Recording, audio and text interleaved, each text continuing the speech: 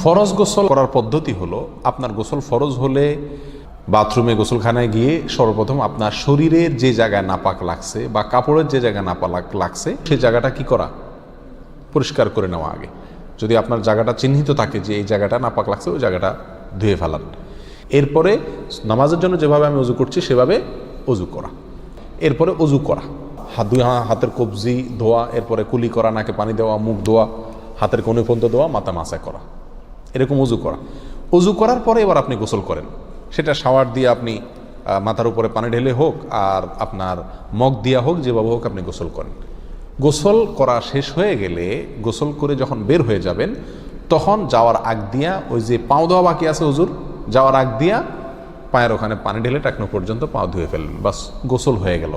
এই ভিতরে আপনার শরীরের প্রতিটি অঙ্গের প্রতিটি জায়গায় পানি পৌঁছানোর চেষ্টা করতে হবে। প্রকাশ্য অঙ্গ যেগুলো, নাভির প্যাচ থেকে নিয়ে, বগলের নিচ থেকে নিয়ে, আঙ্গুলের চিপা থেকে নিয়ে, প্রত্যেকটা জায়গায় যেন পানি যায়, সেই জন্য সেখানে পানি পৌঁছানোর চেষ্টা করতে হবে। ডলার দরকার হলে ডলবে, যেভাবে ওখানে পানি পৌঁছাতে হবে। কানের প্যাঁচের ভিতরে, একেবারে গভীরে না, প্যাচগুলোর ভিতরে যেন পানি যায় সেদিকগুলো খেয়াল রাখতে হবে। কোনো একটি জায়গা যদি শুকনা থাকে তাহলে কি হবে না, ফরজ গোসল হবে না।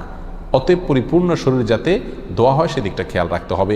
নেল পালিশ ইত্যাদি বা কোনো রং টং ইত্যাদির কারণে যদি কোনো আবরণ থাকে শরীরের উপরে, তাহলে সেগুলো সরা নিতে হবে, তা না হলে কি হবে না, ফরজ গোসল আদায় হবে না। কথা, প্রথমে শরীর এবং কাপড় থেকে নাপাকগুলো ধুয়ে নেব, এরপরে অজু করব পূর্ণাঙ্গভাবে, পাও ধোয়া বাদে, এরপরে গোসল করব। আর বের হওয়ার সময় দোনো পাও টাকনো পর্যন্ত ধুয়ে তারপর বের হয়ে যাব।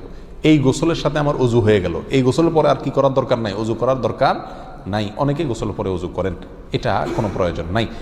তবে কেউ যদি গোসল করা অবস্থায় তার পেশাব চলে আসে, অনেকে আছে পানির স্পর্শ লাগলে পেশাব বেশি আসে, তো গোসল করা অবস্থায় যদি তিনি পেশাব করে দেন বা অজুভঙ্গের কোনো কারণ তার ভিতরে আসে, তার বায়ু ছাড়লেন, তাহলে তো সেক্ষেত্রে অজু যেটা শুরুতে করছিল ওইটুক তো আর নাই।